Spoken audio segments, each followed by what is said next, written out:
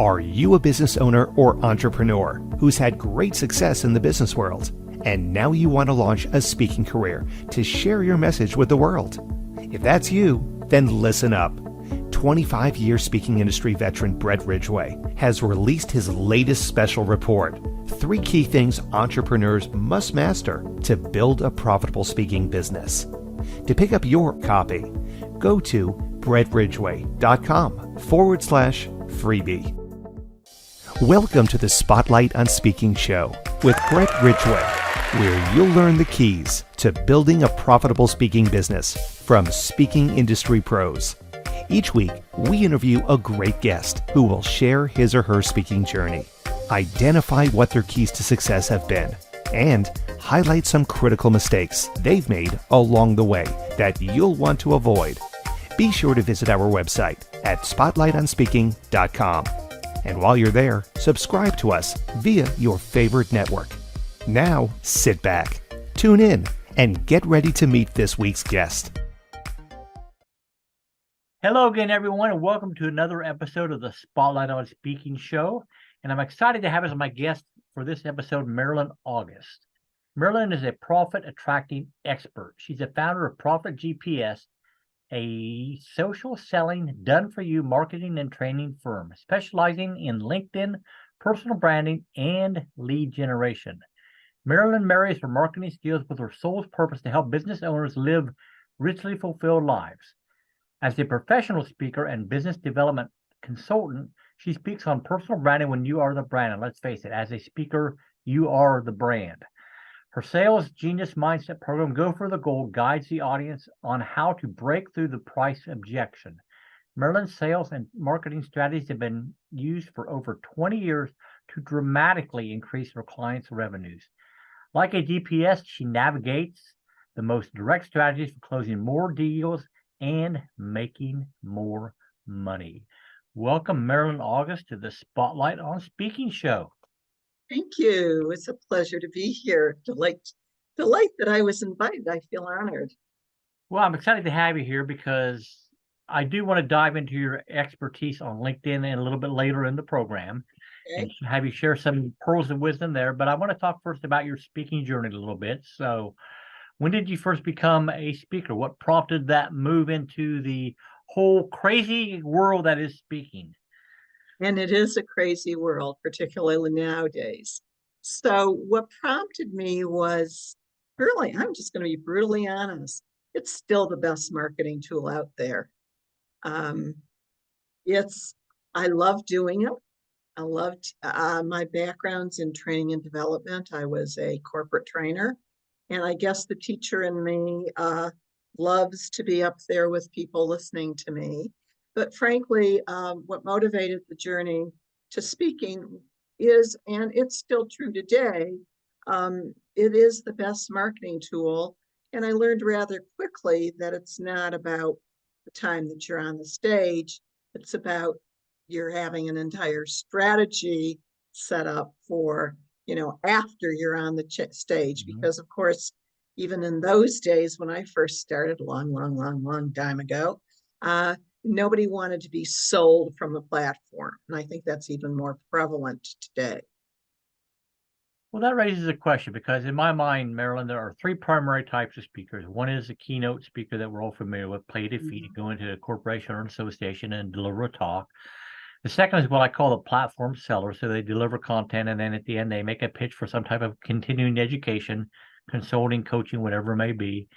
And the third is just the business builder speaker. So it could be a chiropractor, a financial planner, whatever, but they're going to speak to local chambers or rotaries or Lions clubs or whatever, share some expertise, and then hopefully when people have a need for their type of product or service, they will seek them out because they've established themselves as the expert in their local area. So which of those arenas do you or have you played in? And if more than one, which one do you like the best?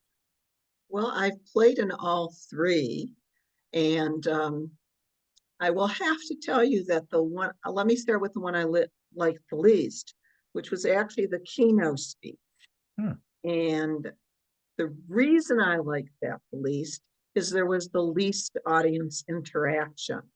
It was an after dinner speech at an awards ceremony, and they actually dimmed the lights so I couldn't see the audience.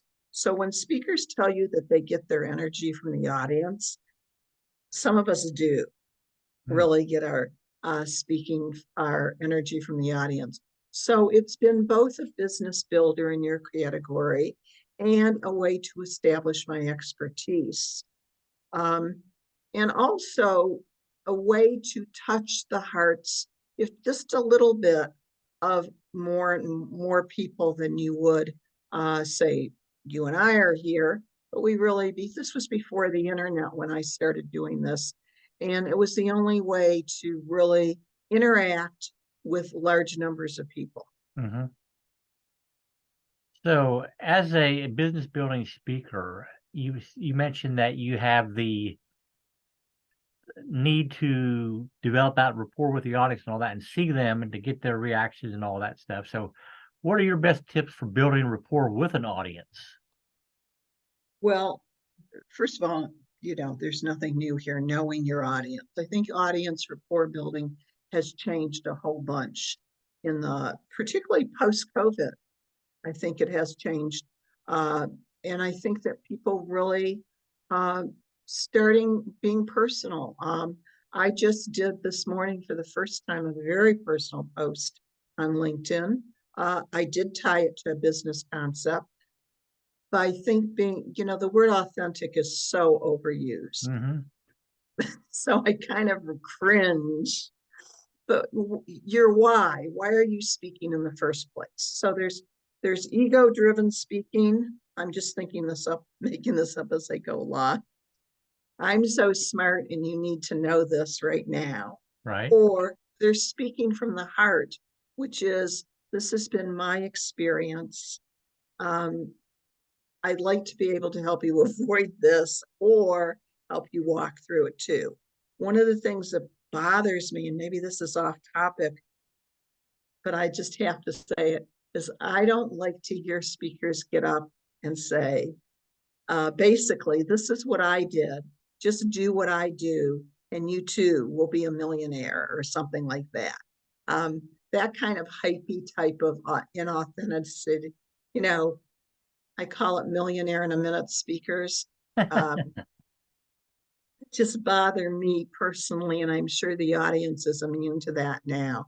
But I forgot the question you asked is, begin with being real. And if you don't have a real reality to you, and I'm going to call it substance, and are using somebody else's material, find your own. Mm-hmm. Does that answer your question? I don't know if I went off on a Hey, tangent. we'll go whichever direction the wind blows us here, so that's fine. So, what I was going to say, one of my, I don't know if it's a pet peeve or whatever, but if I hear another speaker say, "I don't tell this to impress you, but to impress upon you," I think I'm going to choke. I mean, I just oh God, yeah, not again. we're on the same page. We're on the same page. You just said it in a better way than I said it. There's a certain arrogance that is a turnoff these days. I think we're past the guru stage for people being on stage. And authentic is a word that's used too much as well, but being genuine and having something to say. I even say it when people are posting. If you've got nothing to say nothing. Yeah. What's the phrase? Better to keep your mouth shut and let them think you're stupid than to open your mouth and prove that you're stupid, right? Right. Right. So I also think it takes, I often tell people I can teach you a lot of things, but I can't teach you to care. Mm-hmm. So I think people pick up your energy on stage, particularly on stage. And I'll give you an example of what I need. So, I'd be on stage speaking, and inevitably, and you've probably heard this one too, somebody will come up to me afterwards and say, gosh, Marilyn, I loved your talk. I want to do what you do. And I'd say, okay, are you willing to spend 10 years learning how for the 20 minutes that you're on the stage? Yeah. So there's too much of, oh, I can do that. I'll just hop, I have nothing to say, but I'll get on the stage. Well, how many of us have ever sat in an audience and said, man, that should be me up on this stage. I'm a better speaker than that person. And, I do have some information I could share that would help people out.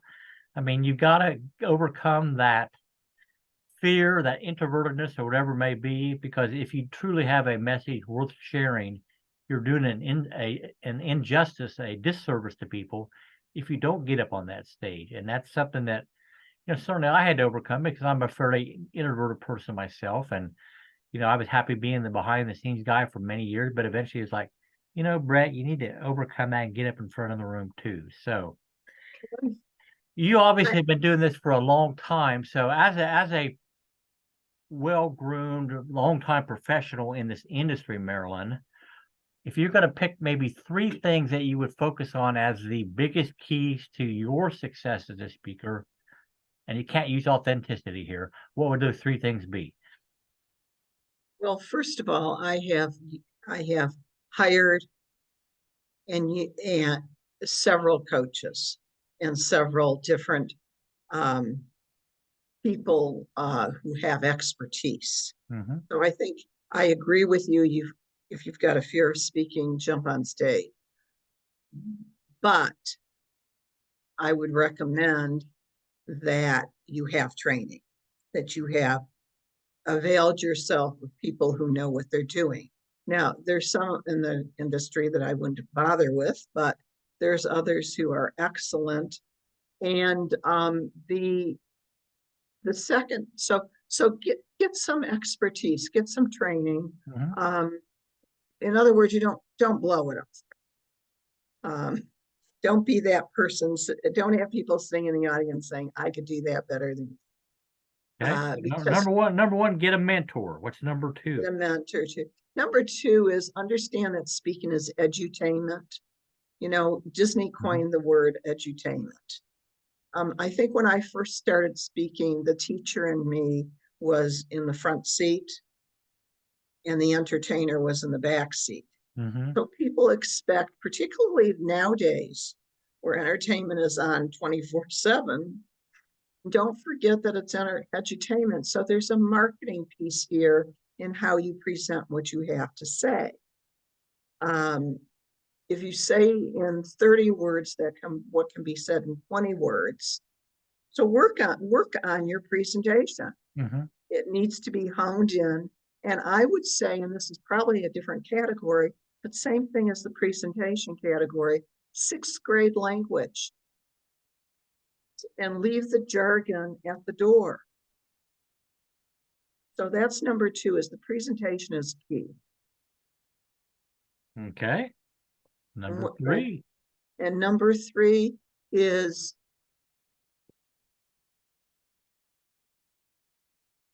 craft your follow-up carefully so that you're inviting an invitation for follow-up rather than pitching. Have your follow-up ready. So professional speakers these days may make a quote unquote living from their speaking. And there are celebrity speakers and A-list and B-list speakers that, make well into the 6 and 7 figures. I'm talking about the person who for speaking is a revenue stream, but that there are other revenue streams. So have your strategy honed to the point where whoever organizes this thing would ask you back again because you're not pitching. I call it slap pitching. So avoid slap pitching from the stage. Or as I was told, even 10, 15 years ago, well, yeah, we'd love to have you speak, but no selling from the podium. Mm-hmm. So I personally I cringe when I hear a speaker selling from the podium. Well, that's certainly a big part of the industry, and there are many events where they have that's a key component, and that's how the event promoter is going to make their money. So it's not going away. Certainly, I think the major thing is you got to make sure you're delivering great content, and the content should be first and foremost, and what you can deliver to that audience is going to help them along their journey. Now, in an environment where you can sell from the platform, it should be a seamless transition from the content portion to the pitch or whatever you want to call it. And honestly, if you truly, you can't deliver everything to an audience in 60 minutes or 90 minutes or whatever. So, Although I've you know, tried. to have that invitation where they can work with you more isn't necessarily a bad thing if you're truly going to deliver value. But you got to handle it carefully. I mean, there's events I've been involved with that truly became known as Pitch Fest, and you don't want to get that reputation, as an event promoter, certainly. But it's one of those things that, pitching events are not going to go away, certainly. So, people Well, got to decide if that fits them or not, obviously. So, let me give you an example maybe of what I'm talking. I'm not saying that you're not making yourself available for follow-up and that you aren't having available for you what programs that you have to follow on, because obviously you can't deliver everything in an hour speech even. So one of the things I advised the clients to do was to have a sign-up sheet on each table, so that if people wanted to seek them out after the event, they had a place to immediately sign up beside your business cards and besides whatever freebie you're giving away. right. Obviously, you want to have your book available and all that, if you have a book to sell. But what I meant is, the kind of in your face kind of pitching, but a subtle way to do it, so that I call marketing an invitation. And so that you're receiving invitations for follow-up rather than you're saying, you have to do my course or you have to hire me. People will seek you out if you're absolutely right. If the presentation is intriguing and interesting and effective and establishes your credibility, they will seek you out. There'll be a line after you. I always talk when I tell that, there was a line after I would speak, and have in your mind and perhaps an action step. But I found that leaving something on the table for them to take immediate action was very effective. So you touched on something a little bit earlier, Marilyn, and I want to dive into a little bit further, and that's the whole issue of content and how much content one should deliver, because I tend to have an issue with making sure I don't, overtrain or whatever, and try to pour too much into a 30 or 60 or however long the period is content. So how do you determine how much content is the right amount of content for what you're doing? You're talking to the choir here, because I am certainly guilty of that. There was a time when I thought I could do that. I wasn't expert enough in that. So here's what works. For example, I have a talk on overcoming price objections. Overcoming price objections is a very complex topic, but what I've done is break it into 3 steps. So having a list. Lists are easy for people to follow and understand. So by having the list, it disciplines me more so than the audience to know where I'm going with this talk. I also encourage people, if I know everybody's using PowerPoint slides these days. I actually started talking without PowerPoint slides, believe it or not. I was speaking without them, and a lot of professional speakers have left them by the wayside. But if you're going to have slides behind you, my suggestion is that they have other than words on them. They might have images or animation or something interesting, because frankly, people can read. They don't need you to read a whole bunch of text. It's boring. Right. And a little bit insulting. So one of the keys is to have your talk structured in such a way that the discipline, like for you and me, we have so much to say, is in the list and in the content and the way it's organized. And I'm finding that will keep me on track. And I call it overfeeding. I tend to overfeed because I want everybody to get everything right now. That's taken me 20 years to learn. And so you are, guilty as charged here. All right, I have a couple other areas I wish to explore with you, and we'll do that right after we have a quick word from our sponsor. Are you a business owner or entrepreneur who's had great success in the business world, and now you want to launch a speaking career to share your message with the world? If that's you, then listen up. 25-year speaking industry veteran Brett Ridgway has released his latest special report, 3 key things entrepreneurs must master to build a profitable speaking business. To pick up your copy, go to brettridgway.com/freebie. And we are back with the Spotlight on Speaking show, and my guest, Marilyn August. So, Marilyn, I want to dive into your sweet spot, so to speak, your area of expertise, which is LinkedIn to a large extent, although I know you know a whole lot more than that. But obviously, speakers need to have a LinkedIn profile and all that. So maybe talk about some of the key mistakes you see speakers make or anybody make on their LinkedIn profile and some keys to success, so to speak, which will be the opposite of those mistakes, but we'll go that route. Okay. Well, gosh, you have another 2 or 3 hours now. I'm just kidding. So many mistakes. Lately, LinkedIn has finally quoted the stats that 98% of profiles basically are lousy. I could have told LinkedIn that a couple of years ago. But to go to the positive, if any, profession needed a LinkedIn personal brand, which is what your profile is, it's speakers, because they are the brand. So when you are the brand, your profile is critical. So what are the key elements? Remember in the old newspaper days, we used to talk about the headline above the fold. Mm-hmm. So that graphically branded background, or it's called a cover, is critically important for branding. I still see defaults, even with speakers. I see them blank. Just this morning, I was talking to somebody that had one word on his graphic. And then the opposite extreme is I see them crowded with everything they do. Mm-hmm. The best one, and I haven't, your viewers are happy to have my LinkedIn tips and scripts. I have it, and in my speaking, I have it one word, particularly with speakers, where I show the speaker speaking. Get an image up there of you doing what you do. Your tagline. So that's number one, because we are so visual today. That has to grab attention.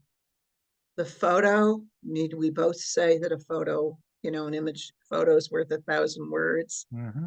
I cannot tell you the lousy photos I still see on LinkedIn. Now, speakers aren't as guilty of this, and I'm going to use the word guilty, but it just amazes me what works and what doesn't work on LinkedIn. Mm-hmm. Just in my speaking, I show an array of 6 photos, just a quick illustration.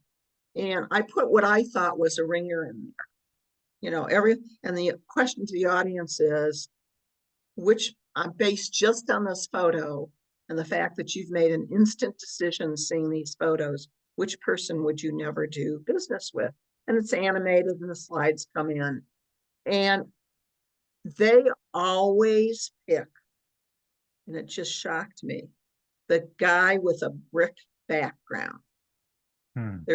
He's in front of a brick wall. It is not the ringer I put in there. I put a different one in that I thought for sure everybody would choose. But I've done this program over and over and over again. And it's the background of your photo that has people make an instant decision. I was shocked too. I was so surprised. I gotta go look at my link. I gotta go look at my LinkedIn page. It's just surprised me, and I can show you the slide because you would have never picked that guy. you would have picked somebody else. I Yeah. deliberately put somebody else in there. I was sure they were all going to, control the audience. So much for that. So the photo is critically important. A couple other points about the photo. If you're looking, I think it is, if you're looking left, you're looking away from the page rather than looking towards your profile. And the other point I want to make is LinkedIn had a time, they've gotten rid of it, where you could record an audio message that came on when people looked at your profile. It automatically came on. They have eliminated that now, but I haven't heard a good one yet. And so I got rid of mine. I was giving away my LinkedIn tips and scripts in mine, but I didn't like it. Okay, so if you've got that and it's a pitch, I don't know, take another look if it helps your brand. But LinkedIn got rid of it for a reason. I'm just saying. All right. And you want one more? Sure. I could go on, like I say, for days. Think of your headline as the headline in a newspaper. That's what's going to grab attention. Headlines with a lot. Boy, I wrote a post on being a jargon junkie, and I had a client tell me, Marilyn, you are a jargon junkie. And I said, what are you talking about? Because I'm very careful. I'm writing a post about don't be a jargon junkie. And he said, you use the word bot. And I thought to myself, bot, that's not jargon. And she says, I don't know what that means. And my whole point of my post is people weren't going to ask you what your jargon meant. They weren't going to do business with you. Turned out she didn't know that meant robot.